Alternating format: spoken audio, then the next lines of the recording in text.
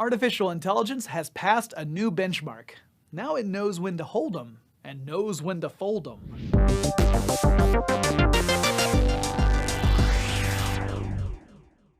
Recently, a computer system called Libratus running on a supercomputer did what no other AI program had managed to do.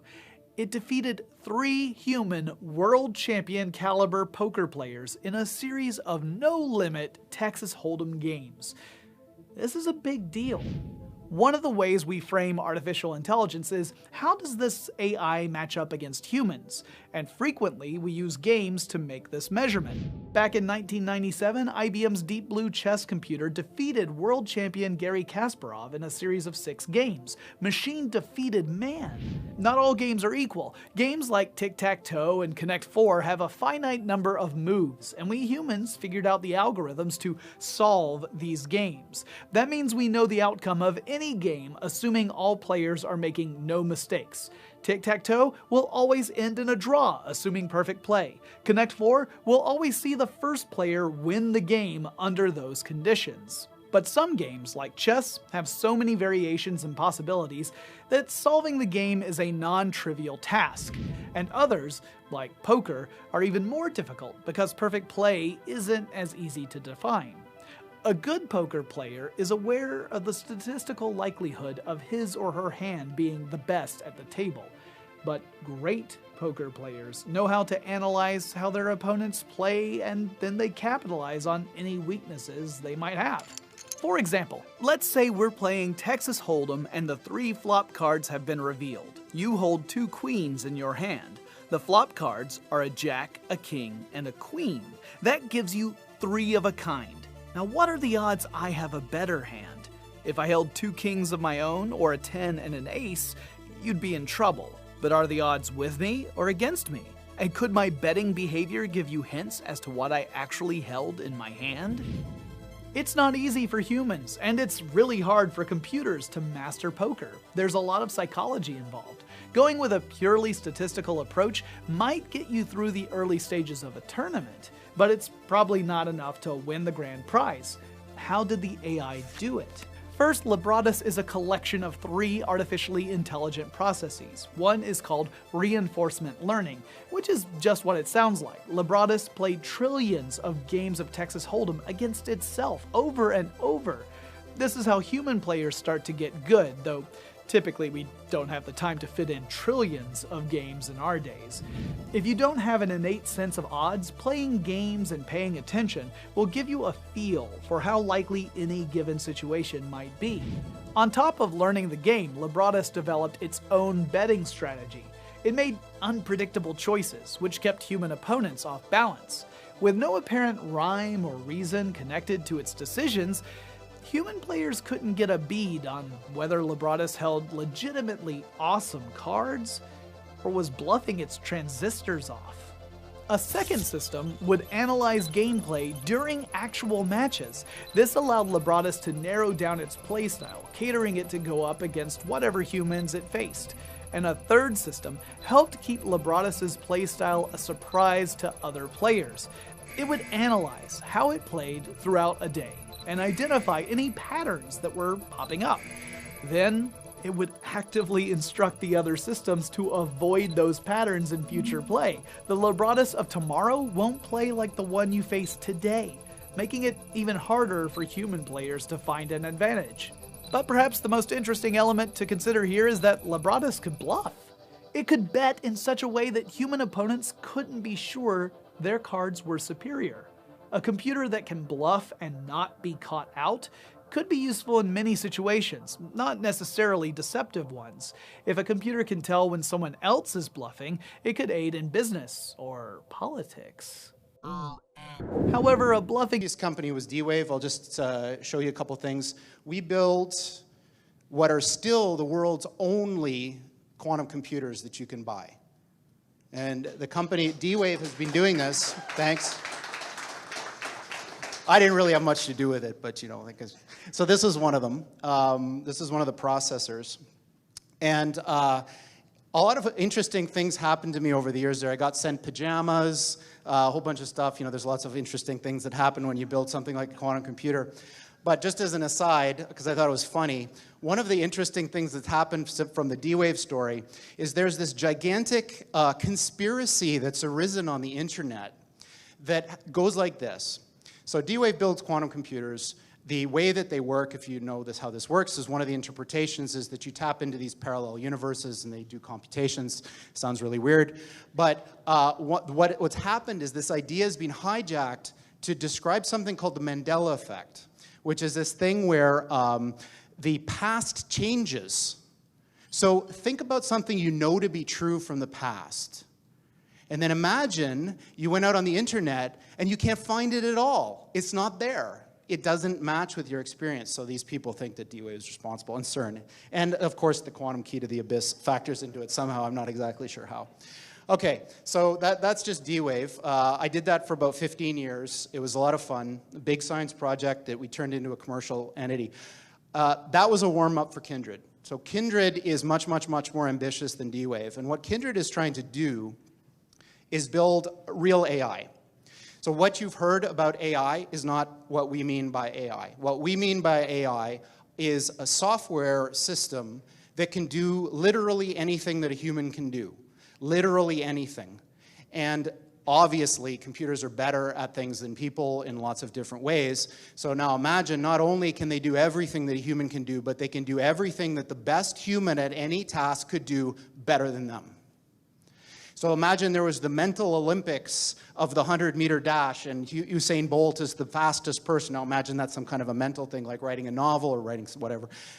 Imagine now that the thing is so much faster than Usain Bolt. Like, for example, it's a spaceship, yeah? It's still doing the same thing, but it's doing it so much better because we're limited, because we're people. So what Kindred is trying to do is solve this problem. How do you build machines that are better than people at everything? Now, there's a mental block that we have here when we think about this. Because when you think about that, one of your questions might be, for example, what are the applications of this? So imagine this.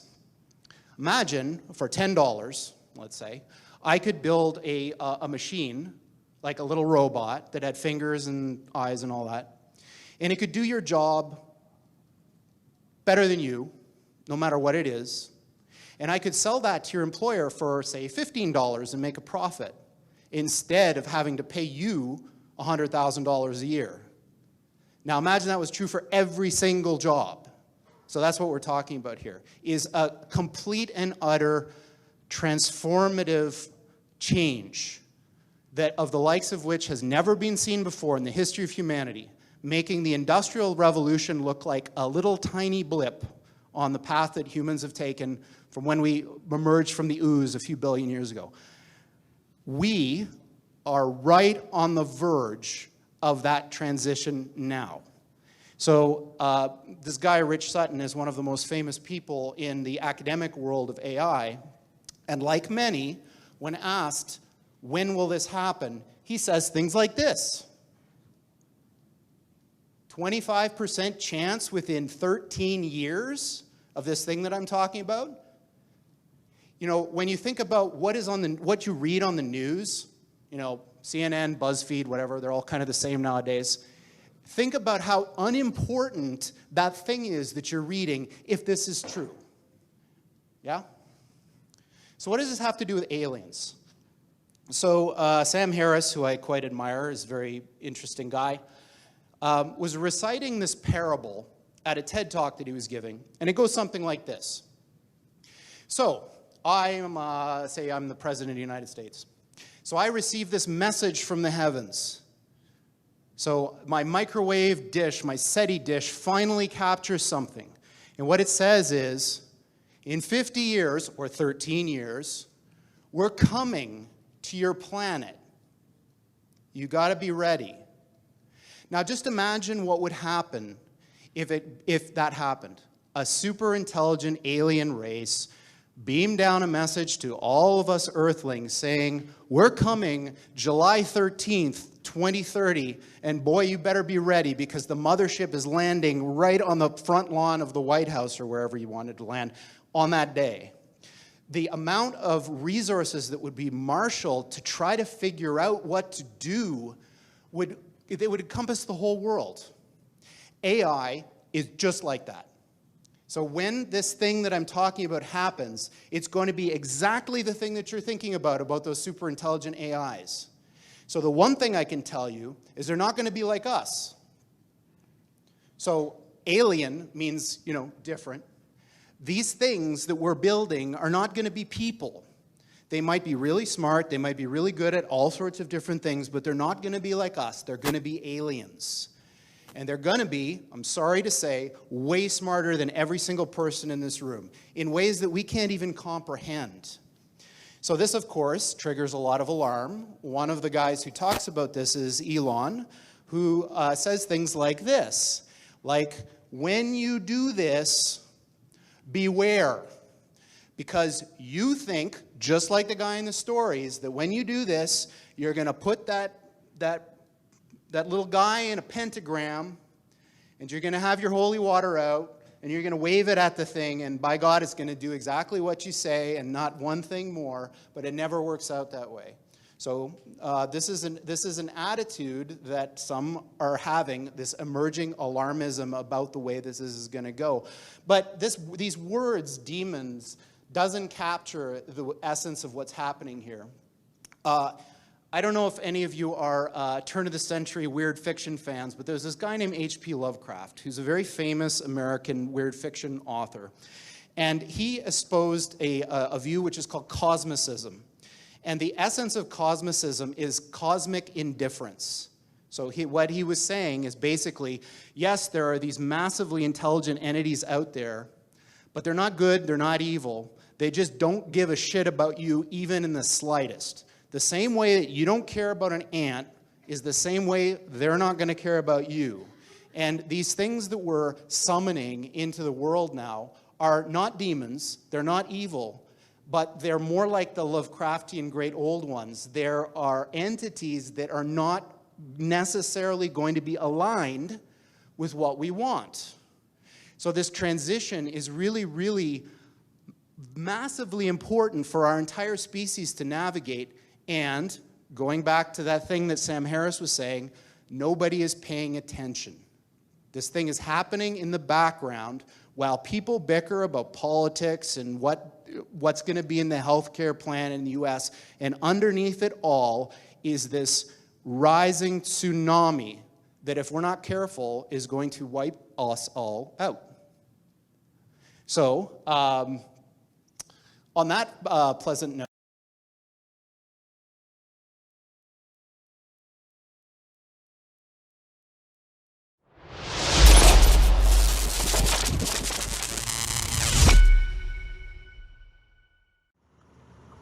like, someone's playing a fucking trick on me. Like, legit. Oh, and it got lights. That is freaking crazy. That is crazy. I cannot zoom in no more. Wow. Look. Look. I'm not tripping. I am not freaking tripping. What is that, guys? Hey, you guys see that? Look up in the sky. Look up. Guys, look up. Look up. I ain't tripping. Whoa, that's gnarly. Guys, look up.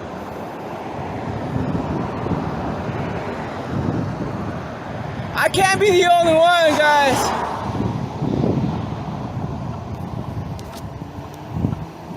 Whoa, guys. That's so cool.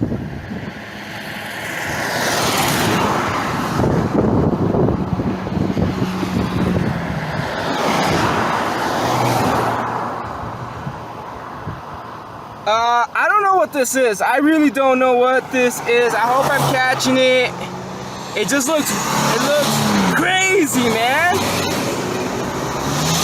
I'm not joking. I hope I don't get fucked up right here, but I'm recording this because it doesn't look real. It looks insane. I wish I had a better camera. I don't have a better camera. It looks like it's dropping something. I don't know what it is, but this is insane. This is absolutely insane. It's like showing off for us, man.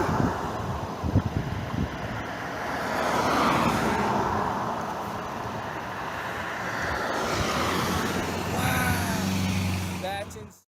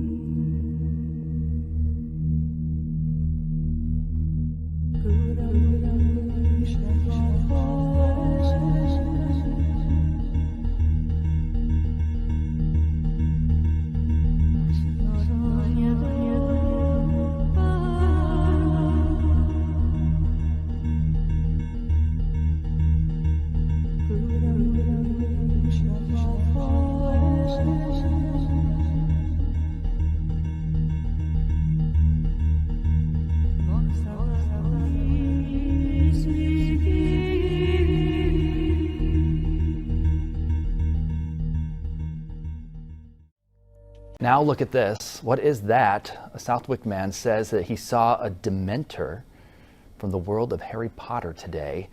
The man was mowing his lawn when the spooky form floated overhead. Now in the book series, Dementors guard the wizard prison of Azkaban, and they gain their power from fear, spreading depression and dread to anyone near them. They also have the power to consume a person's soul. So hopefully this one in Southwick is just a trick. Dementors are very dangerous to non-magic folk.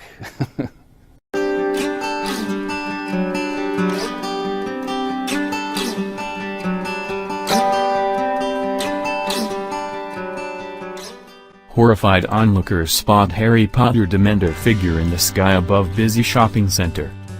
Zambian shoppers run in terror when strange Harry Potter Dementor figure appears in clouds. Zambian locals ran away in terror when they saw a strange human-like figure appear in the clouds above a shopping center. The alleged apparition, which looked like a Dementor from the Harry Potter movies, was spotted above the Mukuba Mall in Kitwe. Photographs show a large humanoid head and torso, tailing into the sky, and it is thought to have measured more than 100 meters. 330 feet, long. The dense black shape looked like it was made from a different material from the clouds. From the angle of the photograph, it looks like the apparition was looking down on the shopping center. The figure hung in the sky for about half an hour and some thought it was a manifestation of God. A witness said, "We were shocked to see images that looked like a human in the clouds for close to 30 minutes. Some started worshipping but others ran away. It was so strange, strange."